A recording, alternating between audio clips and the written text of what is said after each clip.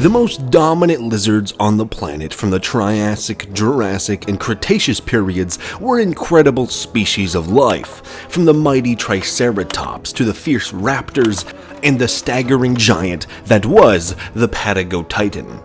Dinosaurs are cool, but you know what else is cool? Space Marines, the fictional super soldiers of Warhammer 40k. Welcome all you beautiful ladies and animals.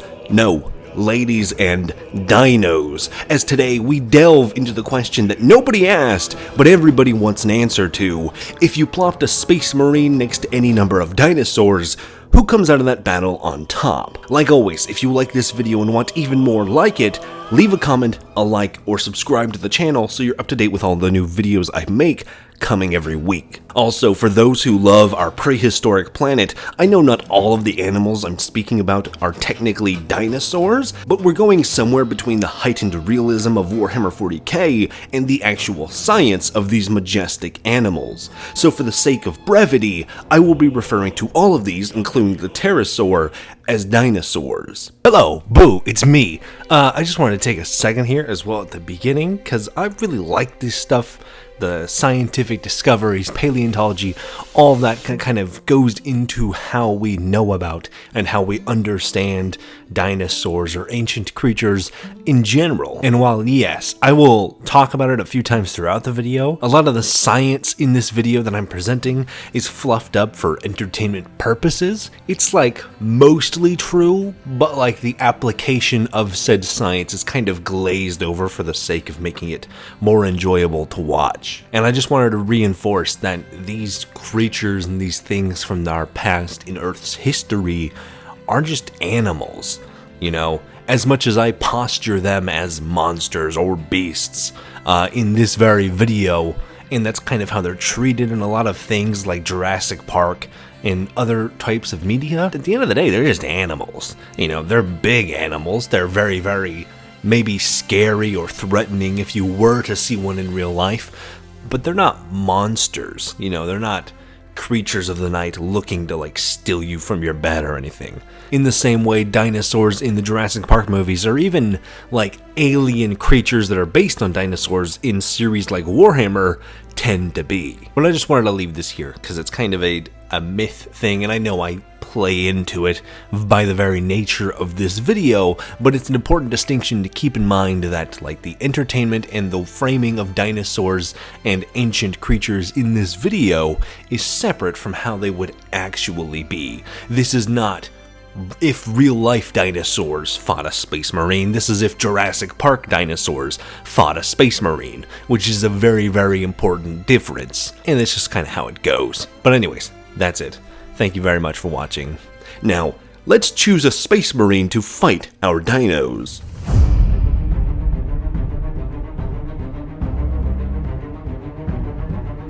Now, really quickly, if you're unfamiliar, Space Marines are not humans in power armor. They're heavily modified humans in power armor and come in all shapes and sizes. The greatest difference between them is their gene seed, essentially an extra organ that allows them to inherit traits from their primarchs, the sons of the Emperor and the fathers of the Marines. These range from making the Marines into furries, really stubborn and racist, or just making them really good at using Excel. Now, for today, I'm going to be using one strain of Marines who literally hunt dragons to prove themselves to the rest of their chapter. The Salamanders, Space Marines hailing mostly from the world Nocturne. Now, the benefits of their gene seed is that they are the broadest, thickest Marines, as their father Vulcan is literally the largest primarch. They exist in a culture of artisans and smiths that constantly work on their own gear and forge their armor using the many volcanoes of Nocturne. Hephaestus would be proud. But coming from a land of volcanoes, of course the salamanders hunt dragons, or more specifically, fire drakes, also known as salamanders, but salamander is both the name of the legion, the dragons, and the fire drake is the name of some units, and also the dragon. But nobody ever accused GW of being smart with their naming conventions. But seeing as they hunt dragons in-universe, it feels fitting to put a champion of Nocturne up against our big lizards for this challenge. Now for the Marines of the most swole chapter, we need to figure out just what they're capable of, because I'm going to be putting them against the dinosaurs in their power armor, but unarmed. See, guns are basically just cheating, and no matter what video games or movies will try to tell you, dinosaurs would not have some innate ability to resist firearms more than anything else on the planet. There are cases of large animals like elephants shrugging off 90-some shots of 9mm while being enraged, but some virgin poachers and a few AK-47s is all it normally takes to get the job done. And a Marine firing an explosive Red Bull can from their sidearm is going to be a little bit overkill. So to keep things interesting, our Marine is going to be a pugilist.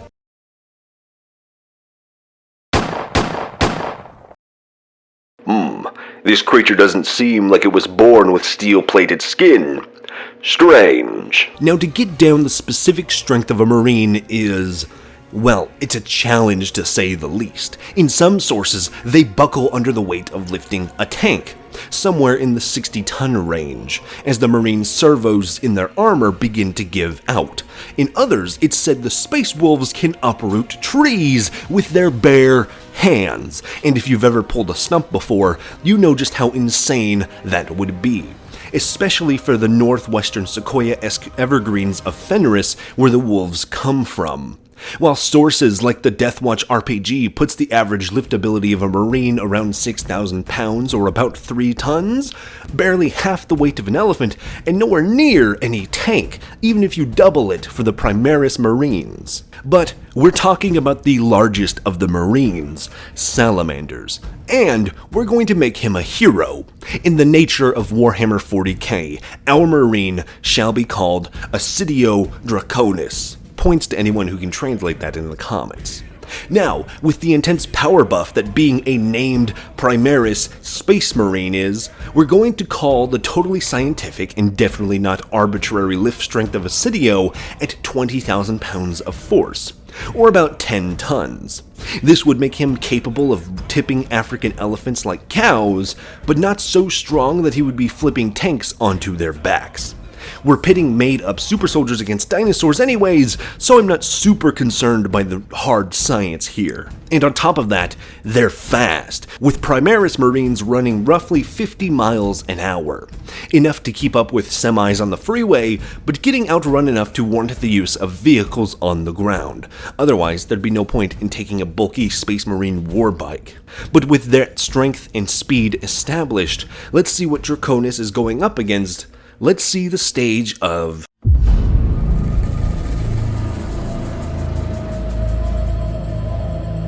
rulers of the earth for millions of years before Homo sapiens were even on 2 legs. The dinosaurs of our past are immense creatures of varying size, ability, and strength. For today, we're picking a few from all different time periods to pit against our Dracones, from raptors to Titanosaur to the armored carapace of the Ankylosaurus, and of course, the great Tyrannosaur. Each and every one of these will be framed as a battle in an open ring in a wide, grassy field. So without further ado, let's get into it.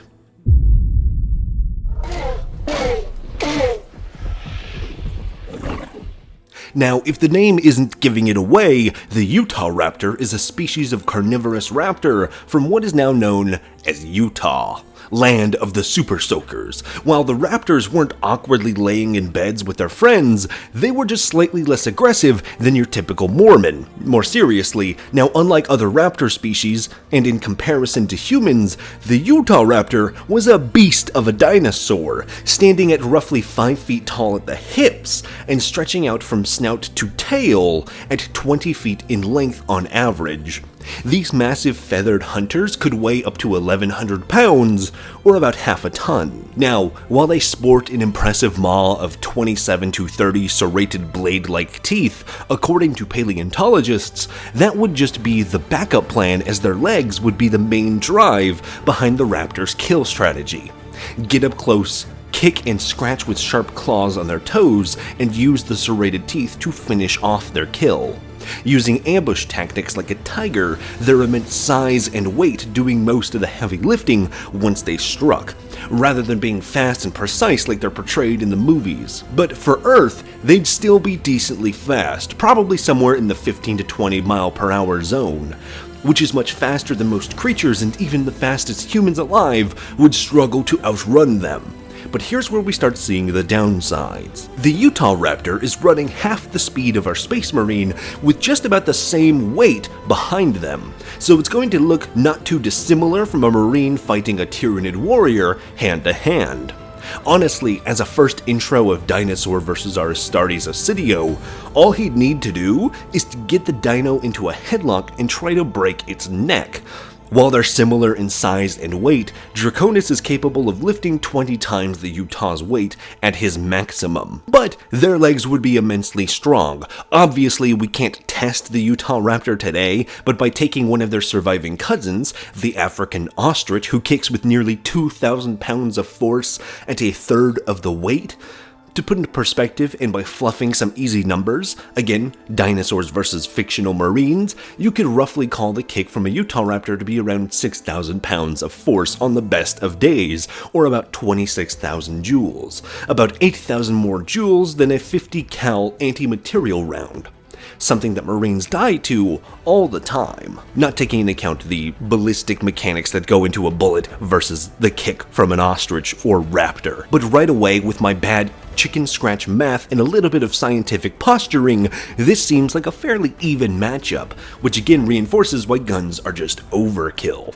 Not only would it make our Marine faster and just about equal in terms of physical strength, it means he'd be able to fire bullets just as powerful as the Utah's kick from hundreds of feet away, and that's before you factor in the explosive payload of bolter rounds. Unfortunately though, for the Utahraptor, this first test of strength goes to the Marine. Dracones claims his first kill, but this was just the runt of the litter. From here on out, the dinos only get bigger, nastier, and meaner.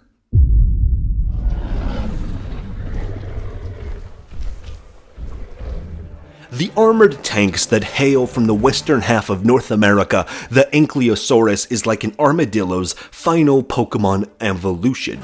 Armored, hefty, clunky, standing around 7 foot tall at the crest of their spike-laden backs and stretching about 20 to 26 feet long, the Anky fits about the same rough dimensions as the Utahraptor, but it's just a lot bigger, wider.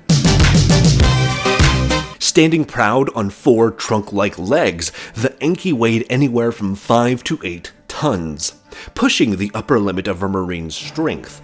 Obviously, this dino isn't going to be as fast or as sharp, for the lack of a better word, compared to the Raptor. His best chance against the Drake Hunter is going to be trampling or smashing upon the Astartes with the mighty clubbed tail of the famous Ankylosaurus.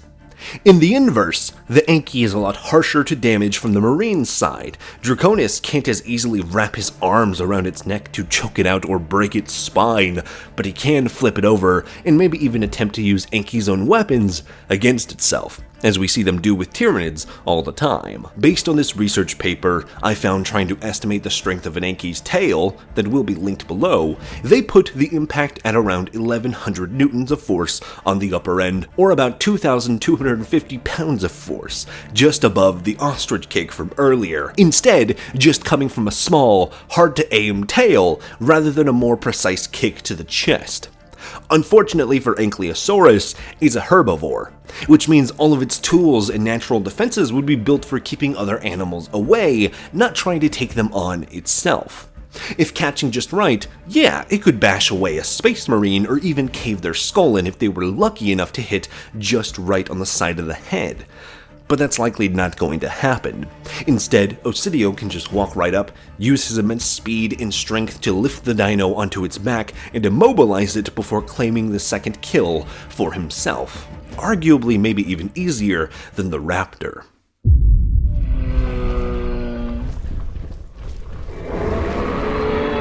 A rhino on steroids. Taking on any Triceratops head-on is going to be a massive struggle for the marine. Our largest dino yet, standing roughly 12 feet tall at the top of its crest and weighing between 9 to 11 tons.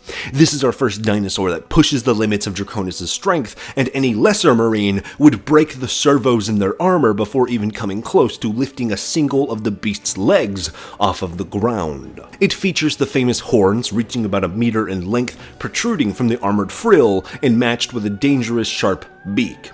We don't have an exact bite force data on the Triceratops since researchers focus more on predators like T-Rex, but we can estimate using modern animals. A hippo, which is half the size, bites with about 1800 psi. Scaling that up, a trike's bite could be just as devastating as the Utahraptor's kick, and that's not even taking into account the differences from a large beak of a Triceratops versus the open maw of a hippo. Again, playing with really lazy and loose math gives us a trike bite about as strong as the raptor's kick from earlier, or about as strong as getting hit by a bolter round without the explosive aspect making it even worse. If the trike gets a hold of Dracones' arm, it's coming off. If it pierces any part of his armor, the horns are burying right through his flesh. But again, like many herbivorous dinos, the trike was slow and heavy, likely half as fast as the marine, but its defensive front end is a challenge even for the Astartes. He can't flip the monstrous beast. He can't grab hold of the neck in any capacity that would give him an upper hand. Any strike from the frill, bite from the beak, or skewer from the horns would spell his doom. The best hope for Dracones is to try and batter the face of Triceratops and manually crack its skull, beating away with his gloved hands, while hoping it doesn't catch him off guard and trample him before taking a chunk out of his power armor with the immense strength of its beak. And while a marine may be able to crush a human skull in their hands, the skull of a Triceratops was built to clash with other skulls and horns of equally massive 10-ton beasts. If he's able to do it, it's going to take a lot of effort and force, nearly draining the marine to his limit. Unlike the last two fights, brute strength won't guarantee victory here. The trike's defenses are near impenetrable for the marine, and a single mistake could be fatal. It's a true battle of endurance, power, and luck. So who do you think takes it? Let me know down below.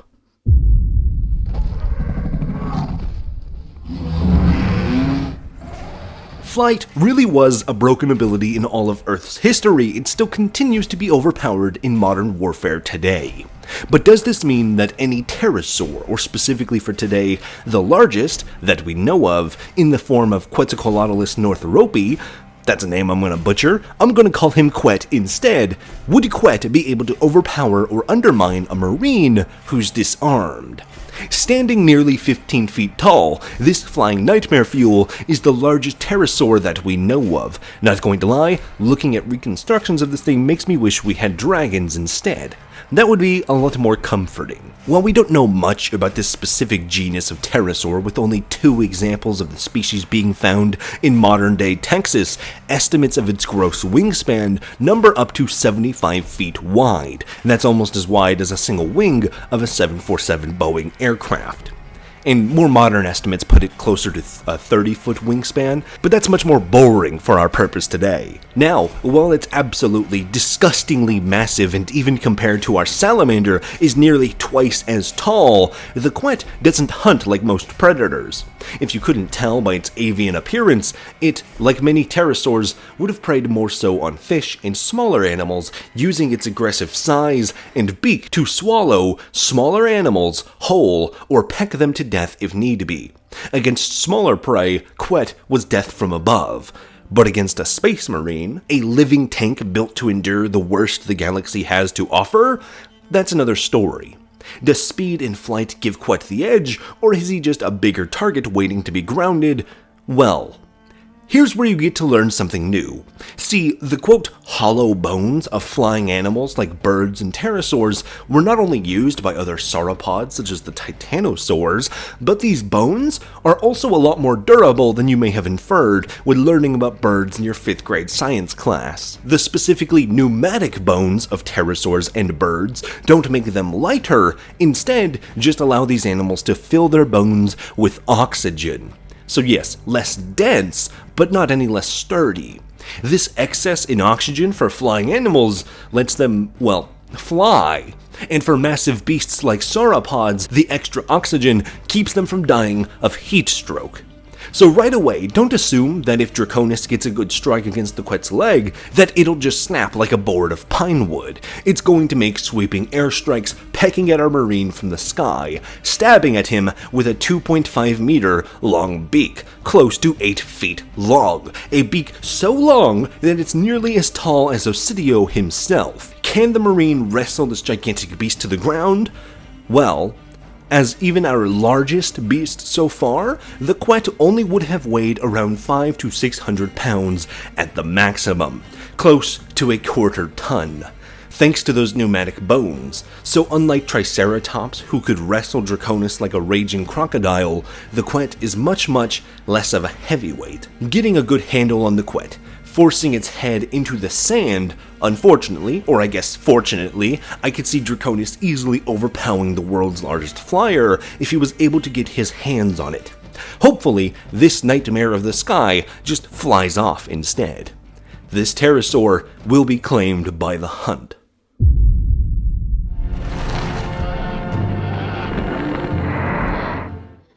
The absolute largest animal to walk the soil of the earth that we know of, an apex herbivore in its own right, and something that would have fended off against the largest and scariest monsters in what is now Argentina during the early Cretaceous period.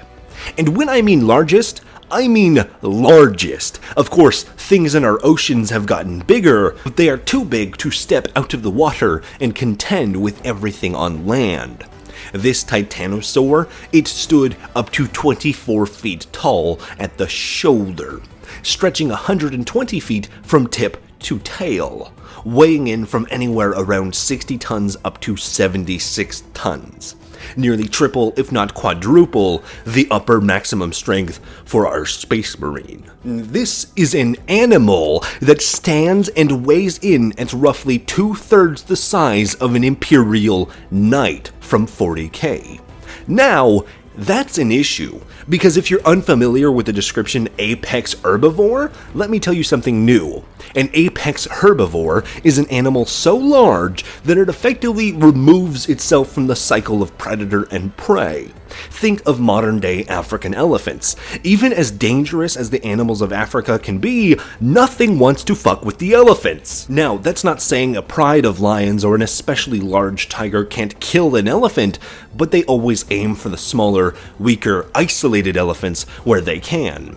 Because if an elephant catches you with their tusk, you're getting ripped open and left in a field for the vultures to pick at. Patagotitan was much the same. Even massive predators like Ankylosaurus wouldn't be able to take on the titans once they were fully grown. Now, they could follow behind a herd, nibble at the weakest one and use their serrated teeth to slowly bleed it to death, but they're not going to take on one in a fair, even fight. For Dracones, it's exactly the same. Dracones is tough. He's fought monsters, survived gunfire, and even crushed skulls with his bare hands. But this is a walking mountain. He can't wrestle it, can't knock it down, can't find a weak spot. He's fighting a living titan. Getting stepped on by its massive feet would simply crush his organs within his suit of power armor.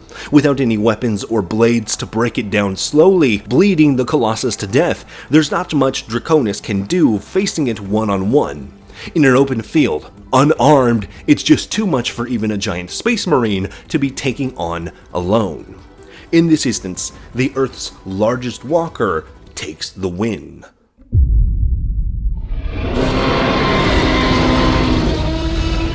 The king of the Cretaceous period, one of the largest, most domineering animals to ever exist in the history of Earth that we know of.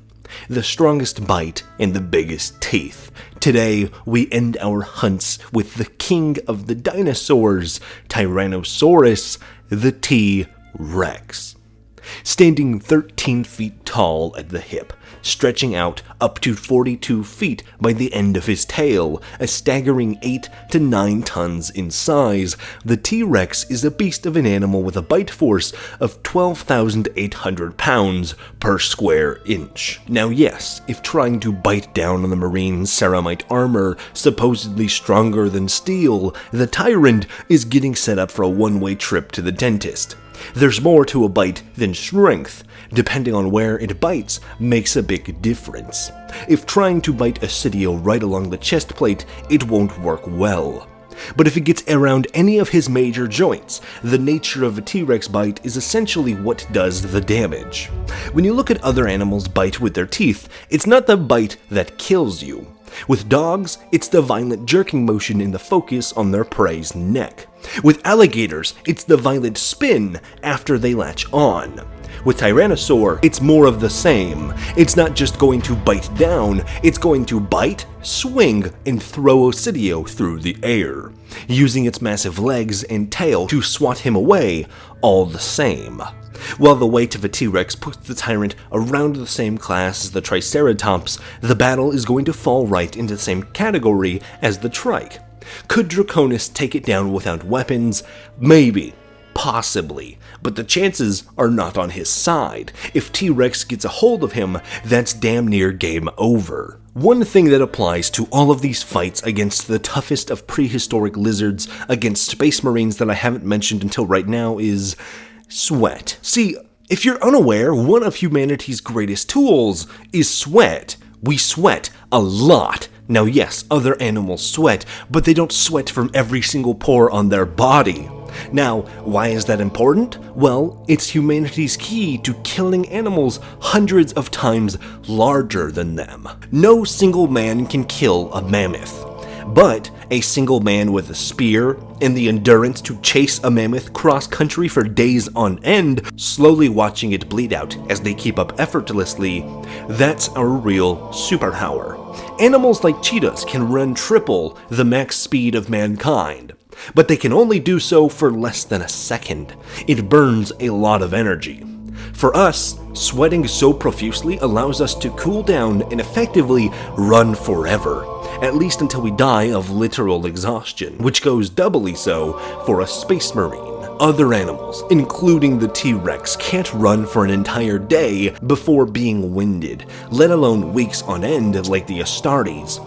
So basically, the only way Ossidio is truly going to ensure his victory over these beasts of ancient Terra is if he returns to the oldest style of hunting in the human playbook and simply runs them into exhaustion. In that way, and that way alone, Dracones can defeat each and every one of these titans of lizard kind and prove himself the superior species made in the Emperor's vision, at least the most effective way of doing so. At the end of the day, before we even stepped into the stars, before the fantastical future of Warhammer even began, humanity had dominated the apex of animals on Earth by the strength of our endurance alone.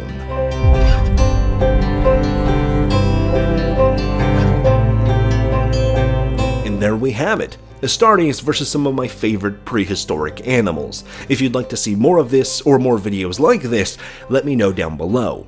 There's a lot of really cool and fascinating animals all throughout Earth's history and from other series to get into, so I'll gleefully be reading the comments for what seems to be the most popular. As always, big thank you to all the members and patrons who help me continue to make new videos. If you're unaware, you can become a member for just $1 a month and get access to member-exclusive polls to vote for which videos come first, get videos early, and more behind the scenes. And go to the links below to grab some of my charity merch. 100% of the proceeds I make from this gets donated directly to my local food bank. As always, stay cool, have fun, and be awesome. Buster out.